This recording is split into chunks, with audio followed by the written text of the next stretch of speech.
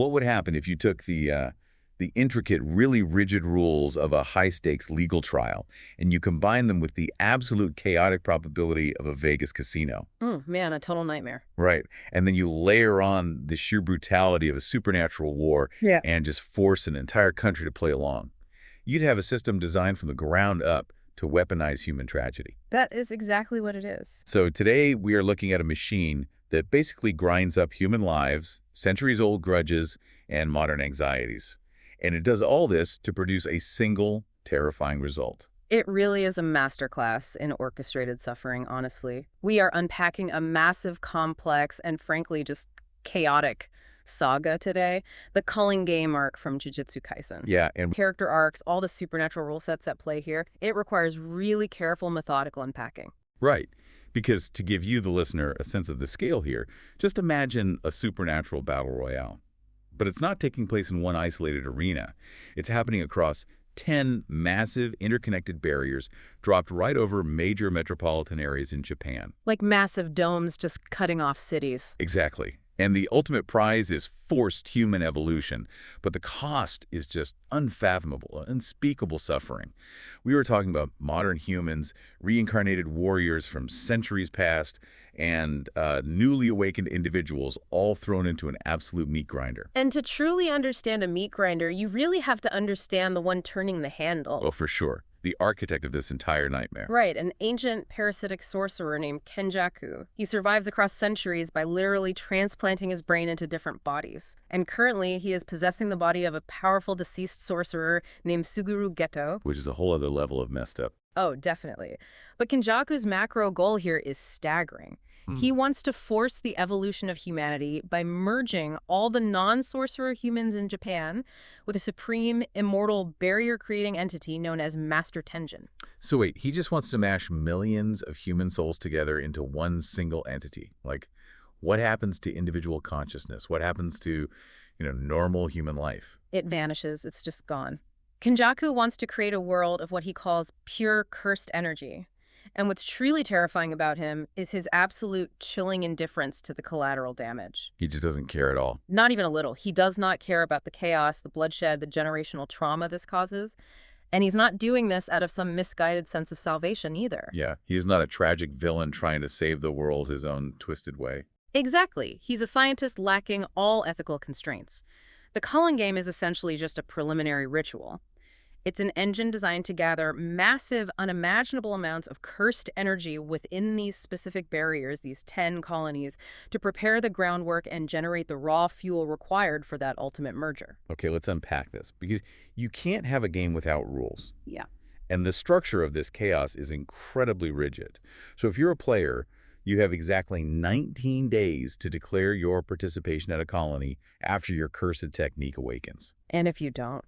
You lose your cursed technique. And as a quick refresher for the listener, losing your cursed technique via a rule violation in this universe isn't just getting your powers turned off. No, it is fundamentally a death sentence. It alters your brain chemistry fatally. Right. And if you're just a normal civilian who happens to be trapped inside one of these barriers when they drop, congratulations, you are now a player, whether you have magic powers or not. Which means the rules completely disregard consent. Total violation. And then there's the economy of the game, which is entirely built on ending human life. The point system. Yeah, the points are where it gets really dark. You earn points by killing. 5 points for taking out a sorcerer, 1 point for a non-sorcerer. And if you hoard 100 points, you can propose a new rule to the game master. Which they basically have to accept unless it breaks the core foundational functionality of the game itself. Right. Oh, and if your score doesn't change for 19 days, meaning if you refuse to kill anyone for nearly 3 weeks, you guessed it, you lose your technique and die. So it is a system designed to force perpetual motion through mandatory violence. You either become a killer or you expire. There's no passive survival. But the most fascinating detail, and this completely recontextualizes the entire arc, is that Kenjaku, the architect, isn't actually the game master. Yeah, that blew my mind when we were going through the source material. Wait, hold on. He built this massive death game, he set the rules, but he's not in charge of running it. How does that even work? If he's not running it, who is? He designed the system to be entirely self-sustaining. The game is managed by these small, bizarre, bird-like shikigami called kogani. They act like little digital assistants. Right, sort of, yeah. They act as the interface for the players, they track the points, they announce the new rules, and they act as the arbiters of the game's law. So Kenjaku is completely hands-off once it starts. By removing himself from the role of game master, Kenjaku ensures that even if he is attacked, distracted, or compromised, the ritual continues autonomously. It's a terrifyingly robust, decentralized design. He basically built an algorithm for mass murder and just walked away to let it run. Pretty much. So we have this massive, unfeeling, automated machine grinding away at human lives. But to truly understand a game this massive, we can't just look at the code. We have to look at the individuals trapped inside the I machine. have to zoom in. Yeah, let's shift from the macro rules to a micro perspective. I want to start with a man whose entire life, up until this game, was defined by rules, by justice, and by the belief that the system could work. I'm talking about Hiromi Higuruma over in the Tokyo #1 colony. This is a crucial starting point, because Higuruma wasn't a centuries-old warrior looking for a good fight. No, he was just a regular guy, a modern public defender. A man forged and ultimately broken by the systemic failures of the human justice system.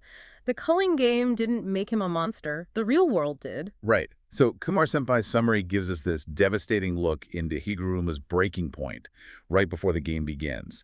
He's defending a man named Kita-O, who is accused of a brutal double murder. And Keida's alibi is, well, it's pathetic. He says he fled the police because he was out looking for his illegal pet cat. I mean, naturally, nobody believes him. Not the cops, not the media, not even Higuruma's own coworkers at the law firm. But Higuruma pushes forward, not because he's some starry-eyed optimist, but because he literally cannot ignore a discomforting truth when he sees it. He is a man burdened by an extreme level of integrity. And as he investigates, the prosecution's case starts completely falling apart. It's all circumstantial. Exactly. He discovers that Kita is being exploited in his living situation. The murder weapon looks incredibly suspicious, like it was planted by the actual perpetrators. And there's tangible, undeniable evidence placing Kita somewhere else when the murders actually happened. And he actually wins.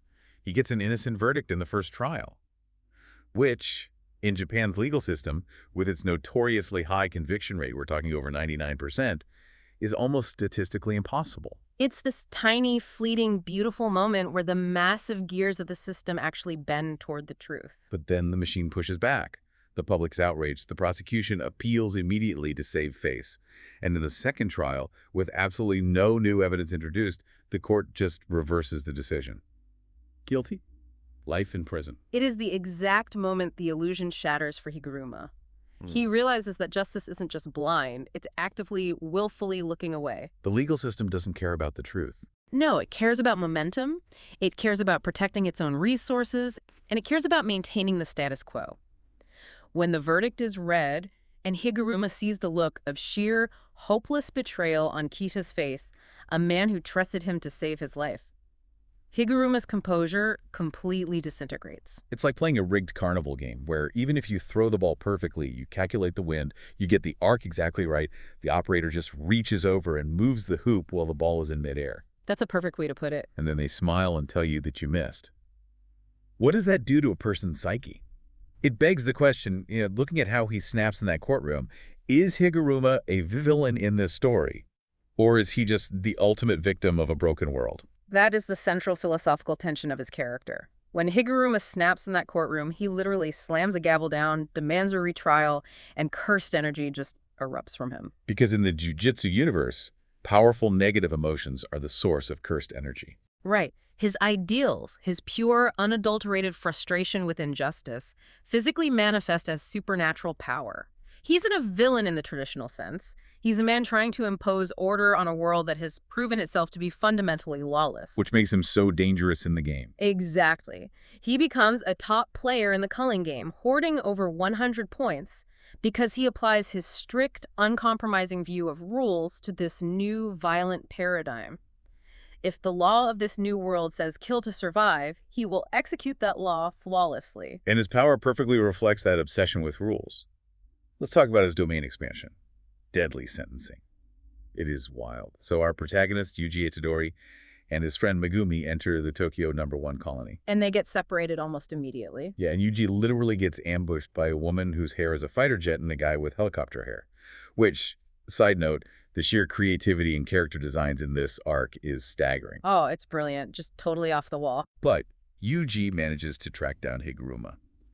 Yuji wants to use Higuruma's 100 points to add a rule to allow players to transfer points, which would save thousands of people from being executed by that inactivity rule we mentioned earlier. But Higuruma refuses. He wants the game's rules strictly followed to let the weak fall away.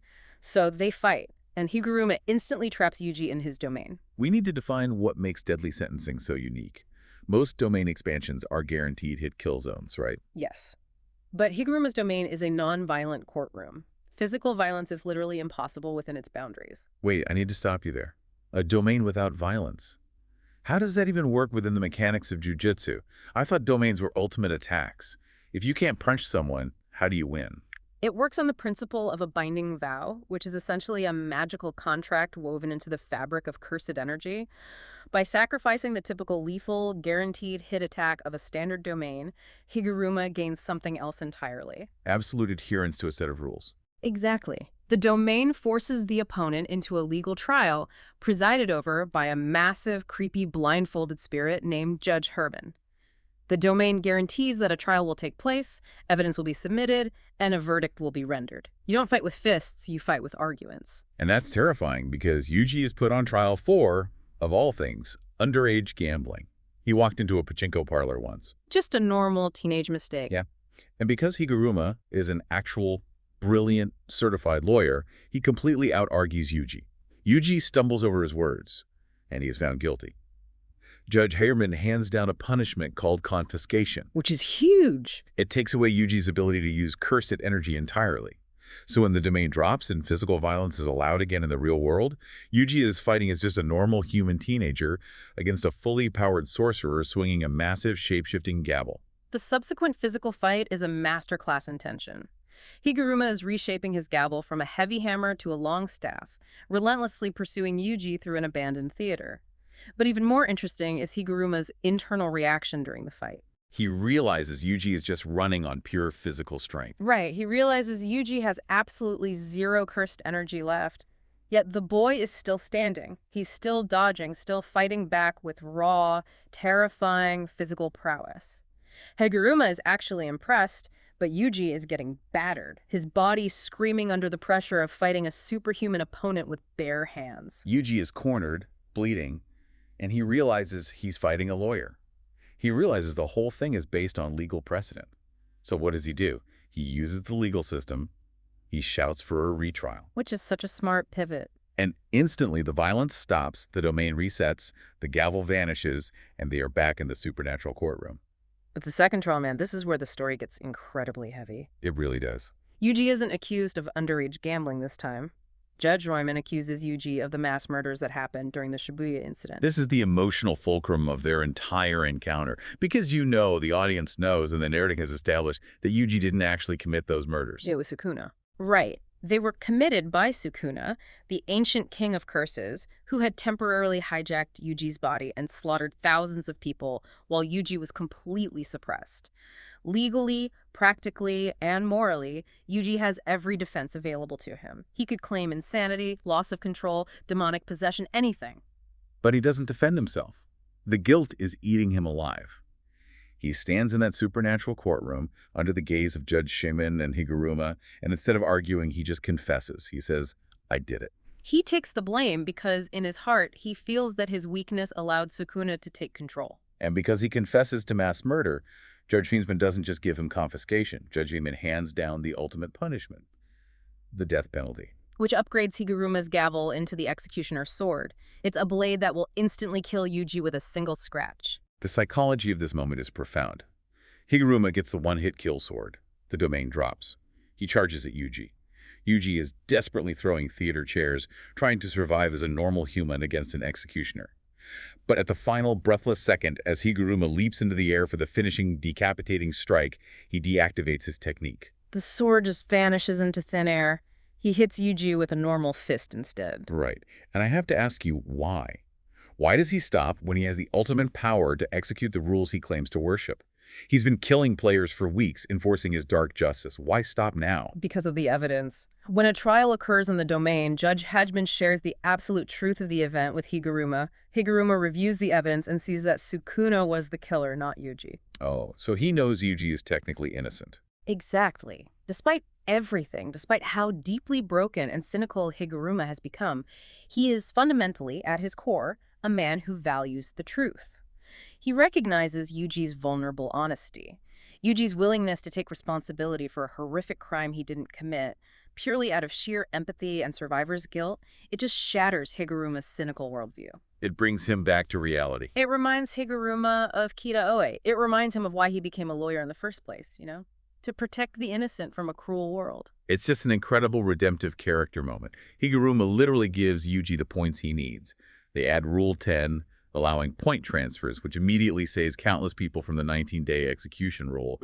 But then Higuruma just walks away. He refuses to join Yuji's team. Yeah, because he feels he has to go atone for the people he killed while enforcing his own twisted justice in the game.